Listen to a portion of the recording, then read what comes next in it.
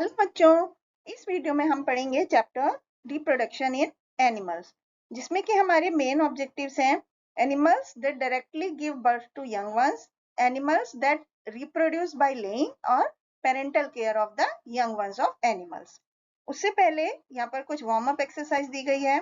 बच्चों, यहाँ पर कुछ एनिमल्स के नेम लिखे हुए हैं, जैसे bear, dog, lion, deer, cat, elephant. तो हमें उनके बेबीज के नाम लिखने हैं। जैसे डॉग के बेबी को पप्पी बोलते हैं, लॉयन के बेबी को कब बोलते हैं, कैट के बेबी को किटन बोलते हैं। तो इस तरह से हमें सब एनिमल्स के बेबीज के नाम लिखने हैं उनके सामने दिए गए स्पेस में। बच्चों, आप सबको पता है एनिमल्स अपने जैसे ही बेबीज को रिप्रोड्यूस करते हैं। तो ये जो बेबीज होते हैं उनको ऑफस्प्रिंग्स बोलते हैं, और जो एडल्ट्स ऑफस्प्रिंग्स प्रोड्यूस करते हैं उन्हें पेरेंट्स बोलते हैं। और ये प्रोसेस जिसकी वजह से कोई एनिमल दूसरे एनिमल को अपनी ही तरह के प्रोड्यूस करता है उसे हम रिप्रोडक्शन कहते हैं। और रिप्रोडक्शन किस चीज में हेल्प करता है? इस अर्थ पर एक लाइफ को कंटिन्यूटी देने के लिए रिप्रोडक्शन जरूरी है। तो सबसे पहले एनिमल्स जो होते हैं बच्चों, वो दो तरह से रिप्रोड्यूस करते हैं। पहले एक होते हैं जो एग ले करते हैं और फिर एग हैच होता है, उसमें से यंग वन निकलता है। दूसरा तरीका होता है एनिमल्स अपने ही जैसे फुल्ली ग्रोन बच्चे को जन्म देते हैं। और animals that directly give birth to their young ones, पहले हम इसके बारे में पढ़ेंगे। कुछ मैमल्स होते हैं जैसे कि काऊ, डॉग, कैट। ये क्या करते हैं? अपने जैसे ही अपने यंग वंस को प्रोड्यूस करते हैं। शुरुआत में क्या होता है, इनके young ones in mother body के अंदर ही डेवलप होता है, और जब वो पूरा डेवलप हो जाता है तो वो अपने बेबी को बर्थ देते हैं। कुछ बेबीज होते हैं जो ग्रो होने में अपनी मदर के वॉर्म में ज्यादा टाइम लगाते हैं, जैसे माइस 3 हफ्ते लेता है, काऊ को 11 मंथ्स लगते हैं अपने यंग वंस को ग्रो बर्थ देने के लिए। तो जब एक बेबी मैमल बर्थ लेता है तो उसकी मदर का दूध वो पीता है, सिर्फ उसका their milk has everything and that a baby needs to grow. जब यंग वंस एग में से हैच होते हैं तब भी वो अपने माँ का दूध ही पीते हैं दूसरे मैमल्स की तरह। बच्चों, अब हम पढ़ेंगे animals that reproduce by laying eggs. जैसे कि कुछ एनिमल्स होते हैं फिश, फ्रॉग, रेप्टाइल्स। ये क्या होते हैं? एग ले करते हैं। फिशेस के बारे में अगर हम पढ़ें तो मोस्ट ऑफ द फिशेस जो होती हैं वो एग ले करती हैं, और फीमेल फिश जो होती है वो पानी के अंदर बहुत सारे एग ले करती है। लेकिन सारे एग बच नहीं पाते हैं, कुछ उनमें से बड़ी फिश जो होती हैं वो खा जाती हैं, और कुछ एग्स होते हैं जो फिश में चेंज हो पाते हैं। और शार्क होती है जो डायरेक्टली अपने यंग वन को बर्थ देती है।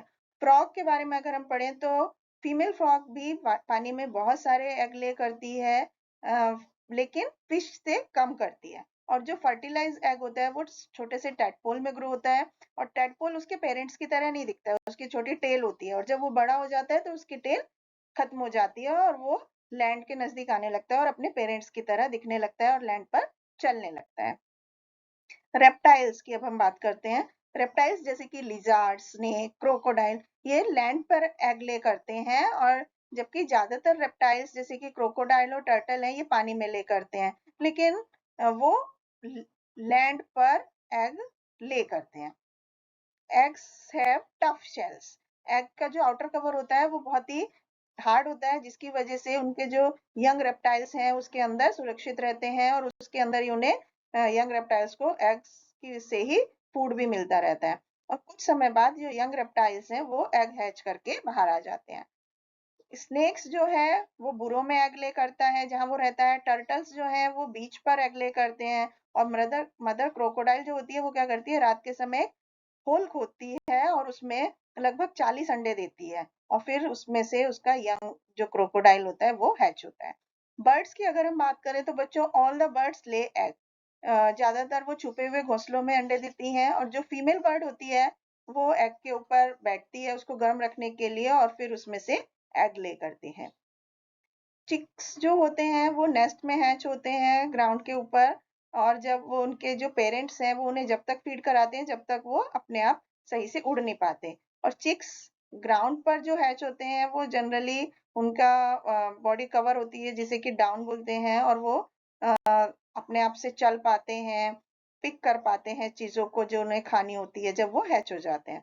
और इंसेक्ट्स जैसे कि बटरफ्लाई, कॉकरोच, फ्लाइज, ये क्या होती हैं? बर्ड्स की तरह एग ले करती हैं, लेकिन जो यंग वंस होते हैं वो एडल्ट्स की तरह बाहर नहीं आते। कैटरपिलर हैच आउट होता है एक एग से, और फिर वो शुरुआत में जब खाता है कैटरपिलर, तो वो उसकी स्किन ग्रो हो जाती है और वो एक नई तरह से दिखने लगता है। और जब ये पूरी तरह बड़ा हो जाता है तो इसकी स्किन हार्ड हो जाती है और एक प्यूपा में कन्वर्ट हो जाती है, और उसके अंदर बहुत सारे चेंजेस शुरू हो जाते हैं। अब हम पढ़ें parental care of the young ones of animals. बच्चों, पेरेंटल केयर आपने बहुत सारे एनिमल्स में देखी है। जैसे जो पेरेंटल केयर होती है, इसका मतलब होता है कि पेरेंट्स अपने यंग वंस को जब तक उनको देखभाल करते हैं, जब तक कि वो इंडिपेंडेंट नहीं हो जाते।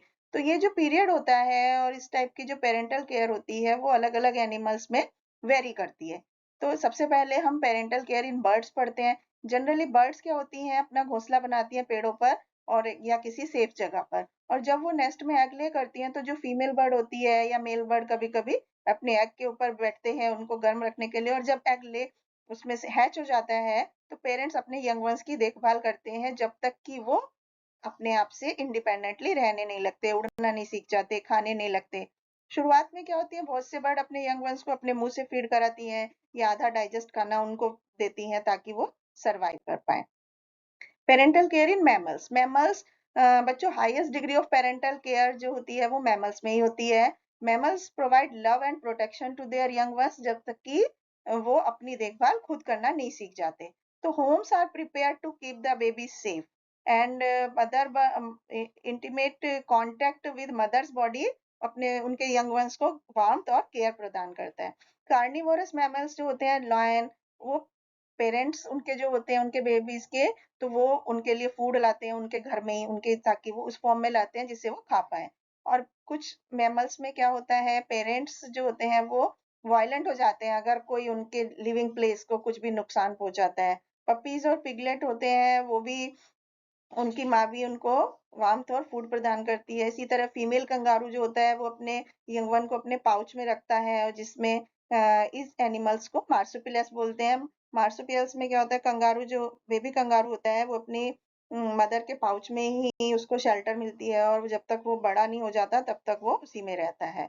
इस तरह से बच्चों, एनिमल्स जो जो चाइल्ड होता है वो रिसीव कर बहुत सारा प्यार और केयर अपनी फैमिली से रिसीव करता है। और ह्यूमन बेबी जो होते हैं वो एनिमल्स के बेबी, दूसरे एनिमल्स के बेबी की तरह नहीं होते, वो बोलना भी सीखते हैं और भी दूसरी बहुत सारी चीजें करना सीख जाते हैं।